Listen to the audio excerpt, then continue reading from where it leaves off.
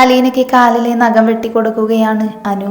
അവളുടെ നഖം വെട്ടി അതിൽ ഭംഗിയുള്ള നെയിൽ പോളിഷ് ഇട്ട് കൊടുത്തു അവൾ. ലിസ പറഞ്ഞിരുന്നു അനുവിനോട് അലീനയ്ക്ക് നെയിൽ പോളിഷ് ഇഷ്ടമാണെന്ന്. അതിൽ പിന്നെ ആഴ്ചയിൽ ഒരിക്കൽ ഇത് പതിവാണ്. അനുവിനെ ഇവിടെ നിന്ന് ഓടിക്കാൻ വേണ്ടി മനഃപൂർവ്വം മേരി ചേച്ചിയെയും വല്യമ്മച്ചിയും അമ്മയും കൂടി വീട്ടിലേക്ക് പറഞ്ഞയച്ചു. അവരുടെ കുത്തുവാക്കുകൾ ഇപ്പോഴും ഉണ്ട് എങ്കിലും അനു അത് മൈൻഡ് ചെയ്യാറില്ല. അവളുടെ മനസ്സ് നിറയെ അന്നയാണ്, പിന്നെ മിസ്സായ CCTV വിഷ്വൽസും. ആദ്യം അവളോട് സഹതാപമായിരുന്നു.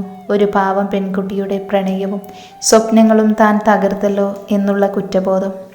എന്നാൽ ആരിഫിൽ നിന്ന് തിരിച്ചറിഞ്ഞ യഥാർത്ഥം അന്നയോട് തനിക്ക് വെറുപ്പാണ്. അവൾക്കാകെ വല്ലായ്മ തോന്നി. ലിസ ചേച്ചി ഇവിടെ ഉണ്ടെങ്കിൽ പുറത്തു പോകാൻ കഴിയില്ല. ഇനി കഴിഞ്ഞാലും എന്തു പറഞ്ഞു പുറത്തു പോകും?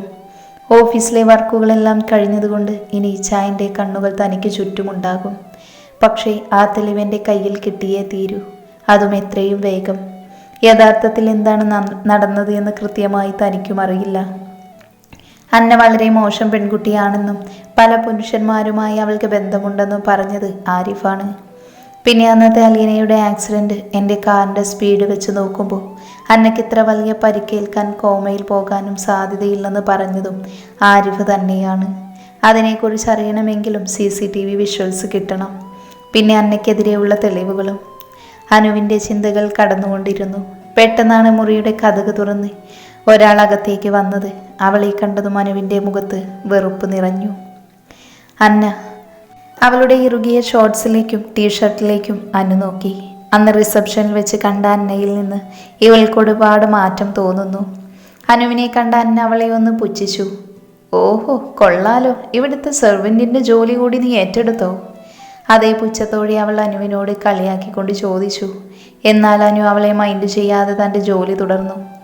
നീ വിഷമിക്കേണ്ട, അധികം നാൾ നീ ഇവിടെ ഇങ്ങനെ കഷ്ടപ്പെടേണ്ടി വരില്ല. നിന്നെ ഞാൻ ഇവിടെ നിന്നും ഓടിച്ചോളാം. എന്നിട്ട് വേണം ഞാൻ ആഗ്രഹിച്ച പുരുഷനെ എനിക്ക് നേടാൻ. അനുവിൻ്റെ മുഖത്തേക്ക് പുച്ഛത്തോടെ നോക്കിക്കൊണ്ട് അന്ന പറഞ്ഞു. അവളുടെ സംസാരത്തിൽ തൻ്റെ ദേഷ്യം നിയന്ത്രിക്കാൻ അനു തൻ്റെ കണ്ണുകൾ മുറുകെ അടച്ചു. ആരിഫിൻ്റെ വാക്കുകളായിരുന്നു അവളുടെ മനസ്സിൽ. അന്നയുടെ ജീവിതത്തിലെ അവളുടെ ആവശ്യങ്ങൾക്ക് വേണ്ടി പ്രണയിച്ച പുരുഷന്മാരിൽ ഒരാൾ മാത്രമാണ് ഡേവിഡ്. അന്നയ്ക്ക് ഒരിക്കലും ഒരു പുരുഷനിൽ ഒതുങ്ങി നിൽക്കാൻ കഴിയില്ല. അന്നയോടടങ്ങാത്ത വെറുപ്പ് തോന്നി അവൾക്ക്. അതേ നിമിഷം ഡെവി ചതിക്കപ്പെടുകയാണല്ലോ എന്നോർത്തതും അവൾക്ക് എന്തെന്നില്ലാത്ത വേദന തോന്നി. തിരിഞ്ഞു നിന്ന് തൻ്റെ മുഷ്ടി ചുരുട്ടി ദേഷ്യം നിയന്ത്രിച്ചു അനു. ഇത്രയൊക്കെ പറഞ്ഞിട്ടും തന്നെ മൈൻഡ് ചെയ്യാതെ നിൽക്കുന്ന അനുവിനെ കാണി അന്ന ദേഷ്യത്തോടെ അവളുടെ അടുത്തേക്ക് ചെന്നു. ഇങ്ങോട്ട് നോക്കടി. അന്ന പറഞ്ഞു പൂർത്തിയാകുന്നതിന് മുൻപ് അനുവിൻ്റെ കൈ അവളുടെ മുഖത്ത് പതിച്ചിരുന്നു. പ്രതീക്ഷിക്കാതെ ഏറ്റ പ്രഹരത്തിൽ അന്നെ ഒന്ന് ഞെട്ടിയിരുന്നു. മുഖമുയർത്തി അന്ന കാണുന്നത് ചുവന്ന കണ്ണുകളുമായി തന്നെ ദേഷ്യത്തോടെ നോക്കി നിൽക്കുന്ന അനുവിനെയാണ്. അന്ന് തൻ്റെ മുൻപിൽ ഒന്നും മിണ്ടാതെ ഓച്ചാനിച്ചു നിന്ന പാവം പെണ്ണല്ലേ ഇപ്പോൾ തൻ്റെ മുൻപിൽ നിൽക്കുന്നത് എന്ന് തോന്നിയ അന്നയ്ക്ക്. തൻ്റെ കവളിലെ അസഹനീയമായ വേദനയും വായിലെ ഇരുമ്പ് ചുവയും അവളുടെ ശ്രദ്ധ തിരിച്ചു. അനു അന്നയെ അടിച്ചെന്ന് ഓർക്കെ അന്നയ്ക്ക് നിയന്ത്രിക്കാൻ കഴിയാത്ത ദേഷ്യം തോന്നി. നീ എന്നെ അടിച്ചല്ലേ? തൻ്റെ ചുവന്ന തുടുത്ത കവളിൽ കൈവച്ചുകൊണ്ട് അന്ന അവളോട് അലറി. എന്നാൽ ഇതൊന്നും തന്നെ ബാധിക്കുന്നതല്ല എന്ന മട്ടിൽ അനു കൈകെട്ടി നിൽക്കുകയാണ്. അതെ, അടിച്ചു, ഇനിയും അടിക്കും. അന്നയെ നോക്കി പുച്ഛത്തോടെ പറയുന്ന അനുവിനെ കാണെ അവളുടെ ദേഷ്യം അതിര് കടന്നു. നിന്നെ ഞാൻ വെറുതെ വിടില്ലടി. ഈ വീട്ടിൽ നിന്ന് നാണം കെടുത്തി നിന്നെ ഞാൻ പുറത്താക്കും. നിന്റെ അന്ത്യം എൻ്റെ കൈകൊണ്ടായിരിക്കും. അന്ന പറഞ്ഞു പൂർത്തിയാകുന്നതിന് മുൻപ് അനുവിൻ്റെ അടുത്ത കൈയും അവളുടെ മുഖത്ത് പതിച്ചിരുന്നു. ആദ്യത്തെ പകപ്പ് മാറിയതും അന്ന അവളുടെ നേർക്ക് പോയി അനുവിനെ അടിക്കാൻ കൈ ഉയർത്തി. എന്നാൽ അടി വീഴുന്നതിന് മുൻപ് അനു അവളുടെ കൈ കടന്നു പിടിച്ചിരുന്നു. അനുവിൻ്റെ കൈയിലേക്കും അവളുടെ മുഖത്തേക്കും അന്ന പകപ്പോടെ നോക്കി. അന്നയെ നോക്കി പുച്ഛിച്ചുകൊണ്ട് അനു അവളുടെ കൈ കുടഞ്ഞു. എടി, മിണ്ടാതിരിക്കടി. നിന്റെ തല്ല് വാങ്ങി കയ്യിൽ വെക്കാനേ എനിക്ക് സൗകര്യമില്ല. നിന്റെ ഭരണം ഇനി എൻ്റെ അടുത്ത് എടുക്കരുത്. നീ ജോലിക്ക് വെച്ച ജോലിക്കാരിയല്ല ഞാൻ. ഡേവിഡ് ജോൺ സാമുവലിൻ്റെ ഭാര്യ, ഈ വീട്ടിലെ മരുമകൾ. എൻ്റെ വീട്ടിൽ നിന്ന് എന്നെ വെല്ലുവിളിക്കുന്നോ? ഒരു തല്ലെനിക്ക് കൊണ്ടാലേ അത് രണ്ടാക്കി നിനക്ക് തിരിച്ചു തന്നിരിക്കും ഞാൻ. ഈ വീട്ടുകാരെയും ഇച്ചാനെയും നീ പറ്റിക്കുന്നത് എനിക്കറിയില്ല എന്ന് കരുതരുത്. എല്ലാവരുടെയും മുൻപിൽ വെച്ച് നിന്റെ യഥാർത്ഥ മുഖം വലിച്ചു കീറിയിരിക്കും അനുരാധ. അനുവിൻ്റെ അവസാന വാക്കുകളിൽ അന്ന ഒന്ന് ഭയന്നു. തൻ്റെ മുഖത്തെ ഭയം വെളിയിൽ കാണാതിരിക്കാൻ അന്ന പരമാവധി ശ്രമിച്ചു. നീ എന്ത് കള്ളക്കഥ ഉണ്ടാക്കിയാലും ഇച്ചായനും ഈ വീട്ടിലുള്ളവരും നിന്നെ വിശ്വസിക്കാൻ പോകുന്നില്ല. അഹങ്കാരത്തോടെ തന്നോട് സംസാരിക്കുന്ന അന്നയെ കാണി അനുവിൻ്റെ മുഖം പുച്ഛത്തിലൊന്ന് കോടി. നമുക്ക് കാണാം. തൻ്റെ നേരെ ആത്മവിശ്വാസത്തോടെ സംസാരിക്കുന്ന അനുവിനെ കാണി അന്നയുടെ ഉള്ളിൽ ഒരു അപായമണി മുഴങ്ങി. എങ്കിലും തൻ്റെ ഭയം സംശയങ്ങൾ പുറത്തു കാണിക്കാതെ അന്ന ദേഷ്യത്തോടെ അവളെ നോക്കിക്കൊണ്ട് തിരിഞ്ഞു നടന്നു. എന്നാൽ പെട്ടെന്നെന്തോ ഓർത്തതുപോലെ അവൾ അനുവിനെ തിരിഞ്ഞു നോക്കി. നിന്റെ പെട്ടി റെഡിയാക്കി വെച്ചോ, നിനക്കുള്ള സമയമായി. ആ സമയം അന്നയുടെ വാക്കുകളിൽ നിറഞ്ഞു നിന്നത് അനുവിനോടുള്ള വൈരാഗ്യമായിരുന്നു. അനുവിനെ ദേഷ്യത്തോടെ നോക്കിക്കൊണ്ട് നടന്നു പോകുന്ന അന്നയെ അനു പുച്ഛിച്ചു. എന്നാൽ ആ സമയം അനുവിനുള്ള വല നെയ്യുകയായിരുന്നു അന്ന. അന്ന നടന്ന് ഹാളിലെത്തിയതും അന്നയുടെ കണ്ണിൽപ്പെട്ടത് സോഫയിലിരിക്കുന്ന എലിസബത്തിലാണ്. അവരെ കണ്ടതും ആഗ്രഹിച്ചതെന്തോ കിട്ടിയതുപോലെ അന്നയുടെ മുഖമൊന്ന് തിളങ്ങി. പെട്ടെന്ന് അവിടെ ഭാവങ്ങൾ മാറി. സോഫയിലിരുന്ന് പത്രം വായിക്കുകയാണ് എലിസബത്ത്. പെട്ടെന്ന് കാറ്റ് പോലെ എന്തോ ഒന്ന് വന്ന് അവരെ പുണർന്നു. ഞെട്ടി നോക്കിയ എലിസബത്ത് കാണുന്ന തന്നെ കെട്ടിപ്പിടിച്ച് കരയുന്ന അന്നയെയാണ്. അവളുടെ ചുവന്ന തുടുത്ത മുഖവും നിറഞ്ഞ കണ്ണുകളും കാണി എലിസബത്തിൻ്റെ മുഖത്ത് ഒരു വിഷമം നിഴലിച്ചു. എന്തു പറ്റി അന്ന മോളെ, എന്തിനാ കരയുന്നേ? തന്നെ നോക്കി തേങ്ങിക്കരയുന്ന അന്നയുടെ കവളിൽ കൈവച്ചുകൊണ്ട് സ്നേഹത്തോടെ എലിസബത്ത് തിരക്കി. അവളിനെ തല്ലി മമ്മി, ആ അനുരാധ. എലിസബത്തിനെ ഇടം കണ്ണിട്ട് നോക്കിക്കൊണ്ട് സങ്കടം അഭിനയിച്ചാണ് അന്ന അത് പറഞ്ഞത്. അത് കേട്ട ഉടനെ പെട്ടെന്ന് പിന്നീട് അവരുടെ മുഖത്ത് ദേഷ്യം നിറയുകയും ചെയ്തു. അന്നൊരു കുടിലതയോടെ അവരെ നോക്കി നിന്നു. അവൾ മോളെ എന്തിനടിച്ചത്? അലീനയെ കാണാൻ വേണ്ടി ഞാൻ മുറിയിലേക്ക് പോയതാ ആൻറ്റി, അതിനാ അവൾ എന്നെ അടിച്ചത്. ഞാനൊന്നും ചെയ്തില്ല ആൻറ്റി. കണ്ണു നിറച്ചുകൊണ്ട് ആവശ്യത്തിൽ കൂടുതൽ നിഷ്കളങ്കത വിതറിയാണ് അന്നയുടെ പ്രകടനം. എൻ്റെ കുഞ്ഞിനെ അവൾ തല്ലിയോ? അവൾക്കുള്ളത് ഞാൻ കൊടുത്തോളാം. ഇനി അവൾ ഇതുപോലെ ആരോടും പെരുമാറരുത്. അതെ ആൻറ്റി, അത് മാത്രമല്ല, ഇനി ഈ വീട്ടിലേക്ക് വരരുതെന്ന് പറഞ്ഞു എൻ്റെ കഴുത്തിന് പിടിച്ച് പുറത്താക്കി. ഇനി ഞാൻ ഇച്ചായനെ കാണാൻ ശ്രമിച്ചാൽ എന്നെ കൊന്നുകളയുമെന്ന് പോലും പറഞ്ഞു അവൾ. വീണ്ടും വീണ്ടും എലിസബത്തിൻ്റെ ഉള്ളിലേക്ക് അന്ന വിഷം കുത്തിവെച്ചുകൊണ്ടിരുന്നു. അവരുടെ മനസ്സിൽ നേരത്തെ അനുവിനോടുണ്ടായിരുന്ന വെറുപ്പിൻ്റെ ആഴം കൂടുകയായിരുന്നു. അവളുടെ കള്ളക്കണ്ണീരിൻ്റെ മുൻപിൽ എലിസബത്ത് മൂക്കുകുത്തി വീണു.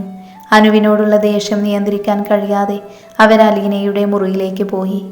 അലീനയുടെ അടുത്തിരുന്ന് പാട്ട് കേൾക്കുകയായിരുന്നു അനു. പെട്ടെന്നാണ് മുറിയിലേക്ക് എലിസബത്ത് കടന്നു വന്നത്. തൻ്റെ മുൻപിൽ കാൽപെരുമാറ്റം അറിഞ്ഞതും അടച്ചുകിടന്ന കണ്ണുകൾ അനു തുറന്നു. തൻ്റെ മുൻപിൽ ദേഷ്യത്തോടെ നിൽക്കുന്ന അമ്മയെ കാണി അവൾക്ക് അത്ഭുതം തോന്നി. അവരോടുള്ള ബഹുമാനത്തിൽ അനു ചെയറിൽ നിന്നും എഴുന്നേറ്റു. എന്നാൽ അനു എന്തെങ്കിലും സംസാരിക്കുന്നതിന് മുൻപ് എലിസബത്ത് അവളുടെ മുഖത്ത് കൈവച്ചിരുന്നു. പെട്ടെന്ന് കിട്ടിയ അടിയുടെ ആഘാതത്തിൽ അനുവിൻ്റെ മുഖം ഒരു സ്ഥലത്തേക്ക് ചെരിഞ്ഞുപോയി. അവളുടെ കണ്ണുകൾ നിറഞ്ഞു. അവൾ വേദനയോടെ എലിസബത്തിനെ നോക്കി. എൻ്റെ അന്നമോളോട് ഇങ്ങോട്ട് വരരുതെന്ന് പറയാൻ നീ ആരാ? ഇവിടുത്തെ ജോലിക്കാരിയുടെ സ്ഥാനം പോലും നിനക്ക് എൻ്റെ മനസ്സിലില്ല. എന്നാൽ അന്നമോൾ അങ്ങനെയല്ല. എൻ്റെ മകൻ്റെ ഭാര്യയായി എൻ്റെ മനസ്സിലെന്നും ഇവൾ മാത്രമേ ഉള്ളൂ. വൈകാതെ അഹങ്കാരിയായ നിന്നെ ഇവിടെ നിന്ന് പുറത്താക്കി ആ സ്ഥാനത്ത് എൻ്റെ അന്നമോളെ കൊണ്ടുവരും ഞാൻ. അനുവിനെ നോക്കി അത്ര പറഞ്ഞുകൊണ്ട് എലിസബത്ത് പുറത്തേക്ക് നടന്നു. അപ്പോഴും അവരുടെ വാക്കുകൾ ഏൽപ്പിച്ച ആഘാതത്തിലായിരുന്നു അനു. എന്നാൽ നിറഞ്ഞു നിൽക്കുന്ന കണ്ണുകളിലൂടെ തന്നെ നോക്കി പുച്ഛത്തോടെ ചിരിക്കുന്ന അന്നയെ വ്യക്തമായി അവൾ കണ്ടിരുന്നു. പിന്നെയും അനുവിനോട് എന്തൊക്കെയോ ദേഷ്യപ്പെട്ട് സംസാരിച്ചുകൊണ്ട് എലിസബത്ത് പുറത്തേക്ക് പോയി. ഒരു വിജയ ചിരിയോടെ അന്ന അവർക്ക് പുറകെ പോയി. എലിസബത്തിൻ്റെ അടിയേക്കാൾ അനുവിനെ നോവിച്ചത് എലിസബത്തിൻ്റെ വാക്കുകളായിരുന്നു. എത്ര വിദഗ്ധമായാണ് അന്ന ഓരോരുത്തരെയും കബളിപ്പിക്കുന്നത്. എല്ലാവരെയും അവൾ പറ്റിച്ചുകൊണ്ടിരിക്കുകയാണ്. മറ്റുള്ളവർക്ക് അവളോടുള്ള സ്നേഹവും വിശ്വാസവും അവൾ മുതലെടുക്കുകയാണ്. ഒരു നിമിഷം എലിസബത്തിനോട് അവൾക്ക് സഹതാപം തോന്നി. പെട്ടെന്ന് മുറിയിലേക്ക് ലിസ കയറി വന്നു. നിറഞ്ഞു നിൽക്കുന്ന കണ്ണുകളോടെ നിൽക്കുന്ന അനുവിനെ കാണെ സംശയത്തോടെ ലിസ അവളെ നോക്കി. അപ്പോഴാണ് അനുവിൻ്റെ കവളിൽ തെളിഞ്ഞു നിൽക്കുന്ന 5 വിരലടയാളങ്ങൾ ലിസ കാണുന്നത്. അനു. സ്നേഹത്തോടെ ലിസ അനുവിനെ വിളിച്ചതും ഒരു പൊട്ടിക്കരച്ചിലോടെ അനു അവളുടെ മാറിലേക്ക് വീണു. അന്നയെ പുറത്തും അമ്മയോടൊപ്പം കണ്ടപ്പോഴേ ലിസയ്ക്ക് എന്തോ പന്തികേട് തോന്നിയിരുന്നു. അതുകൊണ്ടാണ് ലിസ അനുവിൻ്റെ അടുത്തേക്ക് ഓടി വന്നത്. എൻ്റെ സംശയം ശരിയാണ് എന്ന് അനുവിൻ്റെ പ്രവൃത്തി തെളിയിച്ചു. എന്താ മോളെ, എന്തു പറ്റി? അനു അവിടെ നടന്ന കാര്യങ്ങളെല്ലാം ലിസയോട് തുറന്നു പറഞ്ഞു. അതെല്ലാം കേട്ടപ്പോൾ അന്നയെ കൊല്ലാനുള്ള കലി തോന്നി ലിസയ്ക്ക്. അവൾ നമ്മൾ വിചാരിച്ചത് പോലെയല്ലല്ലോ. അവൾക്കുള്ളത് ഞാൻ കൊടുക്കുന്നുണ്ട്. എന്നാലും മമ്മ, മമ്മയ്ക്ക് എങ്ങനെ തോന്നി? ഒന്നുമില്ലെങ്കിലും ലീന മോളെ നോക്കുന്നത് നീയല്ലേ? സാരമില്ല ചേച്ചി, ഞാനൊന്ന് കിടക്കട്ടെ. തൻ്റെ സങ്കടങ്ങളെ ഉള്ളിലൊതുക്കി ഒരു പുഞ്ചിരിയോടെ നടന്നു പോകുന്ന അനുവിനെ ലിസ വേദനയോടെ നോക്കി. ആ നിമിഷം അന്നയോടും എലിസബത്തിനോടും മാത്രമല്ല, ഡെവിയോട് പോലും ലിസയ്ക്ക് ദേഷ്യം തോന്നി. ഡെവിയുടെ മനസ്സാകെ അസ്വസ്ഥമാണ്. മനസ്സ് നിറയെ അനുരാധയാണ്. അന്ന് ലീനമോൾക്ക് ആക്സിഡന്റ് നടന്നതിനെ തുടർന്നുള്ള അന്വേഷണം അവസാനിച്ചത് അവളിലാണ്, അനുരാധയിൽ. നവംബർ 18 ആ സ്ഥലത്ത് അലീനയ്ക്ക് ആക്സിഡന്റ് നടന്ന റോഡിലൂടെ സഞ്ചരിച്ച കാറ് അനുരാധയുടേത് തന്നെയാണ്. എന്നാൽ ആ പ്രദേശത്തെ CCTV കംപ്ലൈൻ്റ് ആയിരുന്നു. അതിന് തൊട്ട് മുൻപിലുള്ള CCTVയിൽ വേറൊരു വാഹനവും ആ വഴി സഞ്ചരിച്ചിട്ടില്ല. അതോടെ അനുരാധയുടെ കാറാണ് ലീനമോളെ ഇടിച്ചത് എന്ന് ഉറപ്പായി. എന്നാൽ അവൾക്കൊന്ന് എൻ്റെ കുഞ്ഞിനെ ഹോസ്പിറ്റലിൽ എത്തിക്കാമായിരുന്നു. അങ്ങനെ എത്തിച്ചിരുന്നുവെങ്കിൽ ആ ചെന്നായി എൻ്റെ മോളെ കടിച്ചു കീറില്ലായിരുന്നു. അന്ന് ലീനമോളെ ആ അവസ്ഥയിൽ കണ്ടപ്പോൾ അതിന് കാരണക്കാരായവരെ ചുട്ടുകൊല്ലാനാണ് തോന്നിയത്. എന്നാൽ കയ്യിൽ കിട്ടിയത് അനുരാധയും. അവളുടെ വിവാഹമാണ് എന്നറിഞ്ഞതും എൻ്റെ ലീനമോൾക്ക് കിട്ടാത്ത ജീവിതം അവൾക്കും കിട്ടരുത് എന്നുള്ള വാശിയായി. അതിനുവേണ്ടിയാണ് അന്ന് അത്രയും ചെയ്തത്. എന്നാൽ പ്രതീക്ഷിക്കാത്ത സമയത്താണ് അവളെ വിവാഹം കഴിക്കേണ്ടി വന്നത്. പിന്നെ കരുതി ഇവിടേക്കൊരു ജോലിക്കാരിയായി കൊണ്ടുവന്ന് നരകിപ്പിക്കണമെന്ന്. എന്നാൽ അവളെ ജോലിക്കാരിയായാണ് ഈ വീട്ടിലേക്ക് കൊണ്ടുവന്നത് എങ്കിൽ അവൾക്ക് എത്രത്തോളം അനുഭവിക്കേണ്ടി വരില്ലായിരുന്നു എന്ന് തോന്നുന്നു ഇപ്പോൾ. അങ്ങനെയെങ്കിൽ കുറഞ്ഞത് ജോലിക്കാരോട് കാണിക്കുന്ന അനുകമ്പയെങ്കിലും അവളോട് മമ്മിയും വല്യമ്മച്ചിയും കാണിക്കുമായിരുന്നു. അവരുടെ മനസ്സിലെന്നും എൻ്റെ ഭാര്യയുടെ സ്ഥാനത്ത് അവളാണ് അന്ന. ആ പന്ന മോളുടെ വിചാരം ഞാനൊന്നും അറിയുന്നില്ല എന്നാണ്. അന്ന് റിസപ്ഷൻ സ്റ്റേജിൽ വെച്ച് അവൾ നടത്തിയ നാടകത്തിൽ ഞാൻ വീണു എന്ന് കരുതുന്നുണ്ടാവും. കരുതാൻ വേണ്ടി തന്നെയാണ് നിന്ന് കൊടുത്തതും. പിന്നെ അവളുടെ വീട്ടിലേക്കുള്ള വരവും പൊട്ടിക്കരച്ചിലും കണ്ടപ്പോൾ ചവിട്ടിക്കൂട്ടി പുറത്തേക്കെറിയാനാണ് തോന്നിയത്. പിന്നെ അവളെ വെറുതെ വിടാൻ പറ്റില്ലല്ലോ, അതുകൊണ്ട് സഹിച്ചു. ആ വൃത്തികെട്ടവൾ എന്നെ കെട്ടിപ്പിടിച്ചപ്പോൾ തള്ളി താഴെ ഇടാനാണ് തോന്നിയത്. പിന്നെ കണ്ണു നിറച്ചു നിൽക്കുന്ന അനുരാധയെ കണ്ടതും അവൾ നോവാൻ വേണ്ടി തന്നെയാണ് അന്നയെ ചേർത്ത് പിടിച്ചത്. ഒരു നോവോടെ അന്നയുടെ മുൻപിൽ പരിഹാസപത്രമായി നിൽക്കുന്ന അനുവിനെ കണ്ടതും ആദ്യം കണ്ണുകളിൽ പകയെരിഞ്ഞു. എന്നാൽ നിറഞ്ഞൊഴുകുന്ന കണ്ണുനീരിനെ തുടയ്ക്കാൻ കഴിയാതെ മുറിവിട്ട് പുറത്തേക്ക് പോയ അനുവിനെ കാണെ തൻ്റെ ഹൃദയമൊന്ന് പിഴച്ചുവോ. പിന്നീട് അവിടെ പേരറിയാത്തൊരു നോവ്. എപ്പോഴൊക്കെയോ എൻ്റെ ഹൃദയത്തിൽ ഞാൻ പോലും അറിയാതെ അവൾക്ക് എൻ്റെ ഹൃദയത്തിൽ ഒരിടം കൊടുത്തിരുന്നു. എപ്പോഴൊക്കെയോ ഇഷ്ടപ്പെട്ടിരുന്നു. എന്നാൽ ലീനമോള്, ആ മുഖമോർക്കുമ്പോൾ അവിടെ ദേഷ്യം നിറയും, അവളെ ഉപദ്രവിക്കും. എന്നാൽ ഇതുവരെ മറ്റാർക്കും നൽകാത്ത സ്ഥാനം തൻ്റെ മനസ്സിൽ അവൾക്കുണ്ട്, അനുരാധയ്ക്ക്. ഡെവി, പോകാം. ആദത്തിൻ്റെ ശബ്ദമാണ് അവനെ ചിന്തകളിൽ നിന്നുണർത്തിയത്. ബീച്ചിൽ നിന്ന് എഴുന്നേറ്റ് കാറിലേക്ക് കയറുമ്പോഴും ചിന്ത അവളെക്കുറിച്ചാണ്, അനുരാധയെക്കുറിച്ച്. ഡെവി. ഡ്രൈവിങ്ങിനിടയിൽ ആദം ഡെവിയെ വിളിച്ചു. ഞാൻ പറഞ്ഞതിനെക്കുറിച്ച് നീ ചിന്തിച്ചോ? എന്താ നിന്റെ തീരുമാനം? ഇനി അവളെ ഉപദ്രവിക്കില്ല ഇച്ചായ. അവൾ ചെയ്ത തെറ്റിനുള്ള ശിക്ഷ അനുഭവിക്കുന്നുണ്ട്. ഇച്ചായൻ പറഞ്ഞതുപോലെ ഞാനിനി അവളെ എത്ര ഉപദ്രവിച്ചാലും അലീന മോൾക്ക് പറ്റിയത് തിരിച്ചെടുക്കാൻ കഴിയില്ലല്ലോ. അല്ലെങ്കിൽ തന്നെ എനിക്കിപ്പോൾ അവളോട് ആദ്യത്തെ വെറുപ്പൊന്നും തോന്നുന്നില്ല. പിന്നെ ലീനമോളുടെ കാര്യം ആലോചിക്കുമ്പോൾ ആദം ഡെവിയെ തന്നെ ശ്രദ്ധിച്ചിരുന്നു. അനുവിനെക്കുറിച്ച് സംസാരിക്കുമ്പോൾ അവൻ്റെ കണ്ണുകളിൽ ആദ്യമുണ്ടായിരുന്ന വെറുപ്പില്ല, പകരം മറ്റെന്തോ. എന്നാൽ അവസാനം പറഞ്ഞ് ലീനമോളിലെത്തിയപ്പോൾ അവിടെ ഒരു നോവ്. ലീനമോളെ അവൾ നന്നായി തന്നെയാണ് നോക്കുന്നത്. അതിൻ്റെ ചേഞ്ച് അവളുടെ മെഡിക്കൽ റിപ്പോർട്ടിലും കാണാനുണ്ട്. ഇച്ചായനറിയോ, ലീനമോളുടെ കാലിൽ പിടിച്ച് തൻ്റെ തെറ്റുകൾ ഏറ്റുപറഞ്ഞ് പൊട്ടിക്കരയുന്ന അനുവിനെ എനിക്ക് സഹതാപം തോന്നിയിട്ടുണ്ട്. അത്രത്തോളം ഒറ്റപ്പെടലും വേദനയും അവൾ അനുഭവിക്കുന്നുണ്ട്. പക്ഷേ അത് ഞാൻ മനസ്സിലാക്കിയത് ഈ അടുത്താണെന്ന് മാത്രം. ഡെവി, അവൾ നല്ല കുട്ടിയാടാ. ഡെവി, അവൾ നല്ല കുട്ടിയാടാ. എല്ലാം മറന്ന് നിങ്ങൾക്കൊന്നിച്ചൊരു ജീവിതം തുടങ്ങിക്കൂടെ? പെട്ടെന്ന് ആദം ഡെവിയോട് അത് പറഞ്ഞതും പെട്ടെന്ന് ഡെവി ബ്രേക്കിൽ കാറ് നിർത്തിയിരുന്നു. ഡെവി ആദത്തിനെ നോക്കിയതും ആദം വീണ്ടും പറഞ്ഞു തുടങ്ങി. കുരിശ് വീട്ടിലേക്ക് നീ അവളെ കൈപിടിച്ചു കൊണ്ടുവന്നത് നിന്റെ ഭാര്യയായിട്ടാണ്. നീ കെട്ടിയ മിന്ന അവളുടെ കഴുത്തിൽ ഉള്ളിടത്തോളം കാലം അവൾ നിന്റെ ഭാര്യയാണ്. ഒരിക്കലും കഴിഞ്ഞു പോയ കാര്യത്തെ ചൊല്ലി നീ അവളെ ഉപേക്ഷിക്കരുത് ഡെവി. ഇനി നിനക്ക് അവളെ ഒരിക്കലും നിന്റെ ഭാര്യയായി അംഗീകരിക്കാനും സ്നേഹിക്കാനും കഴിയില്ലെങ്കിൽ നിന്റെ ഇഷ്ടം. അപ്പോഴും ഡെവി ഒന്നും സംസാരിച്ചില്ല. ഡെവി നിൽക്കാനുള്ള ബാൽക്കണിയിൽ നിൽക്കുകയാണ് അനു. അന്നയുടെ പ്രവൃത്തിയാണ് അവളുടെ മനസ്സ് നിറയെ. എന്ത് സ്വാർത്ഥയാണ് അന്ന. സ്വന്തം താല്പര്യങ്ങൾക്ക് വേണ്ടി അവൾ എല്ലാവരെയും കബളിപ്പിക്കുകയാണ്. ഇനി അലീനയുടെ ആക്സിഡന്റിന് പുറകിലും അവൾ ഉണ്ടാവുമോ?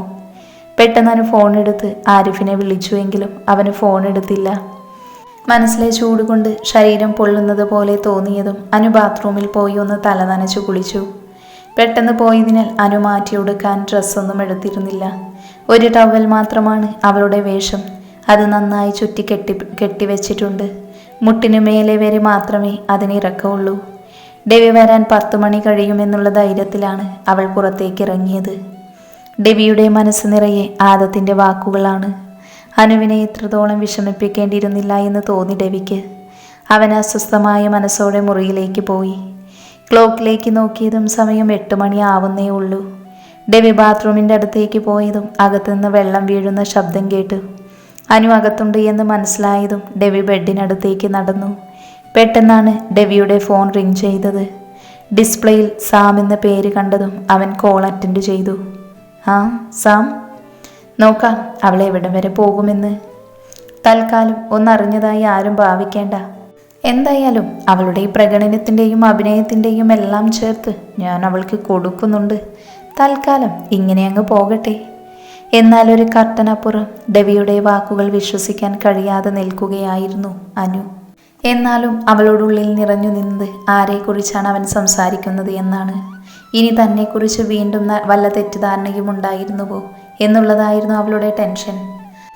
ഭഗവതി, ഒരു ഭാഗത്തു നിന്ന് കെട്ടുകൾ ഓരോന്നായി അടിക്കുമ്പോൾ മറുഭാഗത്ത് വീണ്ടും മുറുക്കം കൂടുകയാണല്ലോ. നെഞ്ചിൽ കൈവച്ചുകൊണ്ട് അനു പ്രാർത്ഥിച്ചു. അവൾ വീണ്ടും ഡെവിയുടെ സംസാരം കാതോർത്തു നിന്നു. സാം, സെക്യൂരിറ്റിയോട് പറഞ്ഞേക്ക് ഇനി അന്ന ഓഫീസിലേക്ക് വന്ന അവളെ പ്രത്യേകം ശ്രദ്ധിക്കാൻ. പിന്നെ നമുക്ക് അവളുടെ രഹസ്യങ്ങൾ അറിയാമെന്നുള്ള കാര്യം അവൾ അറിയരുത്. പിന്നെ ഓഫീസിൽ നിന്ന് മാറ്റിയ ഫയലിൻ്റെ പ്രതിഫലമായി അവളുടെ അക്കൗണ്ടിലേക്ക് എത്ര പണം വന്നു എന്നതിനെക്കുറിച്ചും എനിക്കറിയണം. ഗൗരവത്തേക്കാൾ കൂടുതൽ അവനിൽ നിറഞ്ഞു നിന്നത് ദേഷ്യമായിരുന്നു. Okay, by. ഫോൺ വെച്ച ശേഷം അവൻ തൻ്റെ പോക്കറ്റിൽ നിന്നും ഒരു സിഗരറ്റ് എടുത്തു. എന്നാൽ അനു ഡെവി അന്നയെക്കുറിച്ചുള്ള സത്യങ്ങൾ തിരിച്ചറിഞ്ഞതിൻ്റെ ഷോക്കിലായിരുന്നു. ഓഫീസിൽ നിന്ന് ഇമ്പോർട്ടൻ്റ് ആയിട്ടുള്ള ഫയൽ മിസ്സായെന്നും എല്ലാവരും അതിൻ്റെ ടെൻഷനിലാണെന്നും അറിഞ്ഞിരുന്നു. എന്നാൽ അന്ന ഇങ്ങനെ ഒരു ചതി ചെയ്യുമെന്ന് കരുതിയിരുന്നില്ല. ഇവിടെ എല്ലാവരും അവളോട് എന്ത് സ്നേഹത്തോടെയാണ് സംസാരിക്കുന്നത്. അനുവിന് അന്നയോട് ദേഷ്യവും വെറുപ്പും തോന്നി. അതേസമയം അമ്മയുടെയും വല്യമ്മച്ചിയുടെയും കാര്യത്തിൽ സങ്കടവും സഹതാപവും തോന്നി. എന്നാൽ അതേസമയം അന്നയുടെ പൊയ്മുഖം ഡെവി തിരിച്ചറിഞ്ഞതിൽ അനുവിന് സന്തോഷവും തോന്നി. അപ്പോൾ ഇച്ചായൻ്റെ മനസ്സിൽ അന്നയില്ല. അവളുടെ എല്ലാ ചതിയും മനസ്സിലാക്കി അവൾക്കുള്ള കുരുക്കൊരുക്കി കാത്തിരിക്കുകയാണ് ഇച്ചായൻ. അനുവിന് സന്തോഷം കൊണ്ട് തുള്ളിച്ചാടാൻ തോന്നി. കാരണം അന്ന ഒരു വഞ്ചകിയാണ്. ഇച്ചായൻ അവളെ ആത്മാർത്ഥതയോടെ പ്രണയിക്കുമ്പോൾ അവളെ ഇച്ചായന് ചതിക്കുന്നത് തനിക്കൊരിക്കലും സഹിക്കാൻ കഴിയില്ല. തനിക്ക് ഇച്ചായനെ കിട്ടിയില്ലെങ്കിലും സാരമില്ല, അദ്ദേഹം ചതിക്കപ്പെടരുത്. അന്നയോട് എത്ര ഇഷ്ടമില്ലെന്ന് പറഞ്ഞാലും അലീനയുടെ ഈ അവസ്ഥയ്ക്ക് ഒരു കാരണമായ തന്നോട് ഇച്ചായൻ ക്ഷമിക്കില്ല. എന്നാൽ അലീനയുടെ ആക്സിഡൻറ്റിന് പിന്നിലുള്ള ദുരൂഹത തെളിയിക്കണം. അതിനെന്നെ കൊണ്ട് പറ്റിയാൽ എന്നെ ഇച്ചായൻ സ്വീകരിച്ചില്ലെങ്കിലും തനിക്ക് മനസ്സമാധാനത്തോടെ ഈ വീട് വിട്ടിറങ്ങാം. മുറിയിലിരുന്നൊന്ന് സ്മോക്ക് ചെയ്ത ശേഷം ഡെവി ബെഡിൽ നിന്ന് എഴുന്നേറ്റ് തൻ്റെ ഷർട്ട് ഊരി മാറ്റി. ഷർട്ട്ലെസ്സായി ഒരു പാൻറ് മാത്രമാണ് അവൻ്റെ വേഷം. പെട്ടെന്ന് ബാത്റൂമിൽ നേരെ പോയ ഡെവി ഒരു നിമിഷം അനുവിനെ കണ്ട് തറഞ്ഞു നിന്നുപോയി. നനഞ്ഞീറനായി നിൽക്കുന്ന അനു, മുട്ടോളം പോലും ഇറക്കമില്ലാതെ പിങ്ക് ടവലാണ് വേഷം. അവളുടെ ശരീരമാകെ അവൻ്റെ കണ്ണുകൾ സഞ്ചരിച്ചു. വെണ്ണ നിറമാണ് അവളുടെ ശരീരത്തിന്. വലത് ഷോർഡലിൽ കാണുന്ന കറുത്ത മറുകിനോട് അവന് വല്ലാത്ത കൊതി തോന്നി. ഇതേ സമയം അനുവും അവനെ നോക്കുകയായിരുന്നു. ഷർട്ട്ലെസ് ആയതുകൊണ്ട് അവൻ്റെ ശരീരത്തിലെ മസിലുകൾ എടുത്ത് കാണുന്നുണ്ടായിരുന്നു. തെളിഞ്ഞു കാണുന്ന 6 പാക്ക്, നല്ല വെളുത്ത നിറമുള്ള ശരീരത്തിൽ നെഞ്ചോട് ചേർന്ന് കിടക്കുന്ന കുരിശിൻ്റെ ലോക്കറ്റുള്ള പൊന്നിൻ്റെ മാല, അവൻ്റെ കഴുത്തിലൂടെ ഒലിച്ചിറങ്ങുന്ന വിയർപ്പ് കണം അവൻ്റെ ശരീരത്തിലൂടെ താഴേക്കൊഴുകി. അവൾ ഒരു കൗതുകത്തോടെ അതിൻ്റെ സഞ്ചാരപാത നോക്കി നിന്നു. എന്നാൽ ആ നിമിഷം തൻ്റെ വസ്ത്രത്തെക്കുറിച്ച് അവൾ ചിന്തിച്ചിരുന്നില്ല.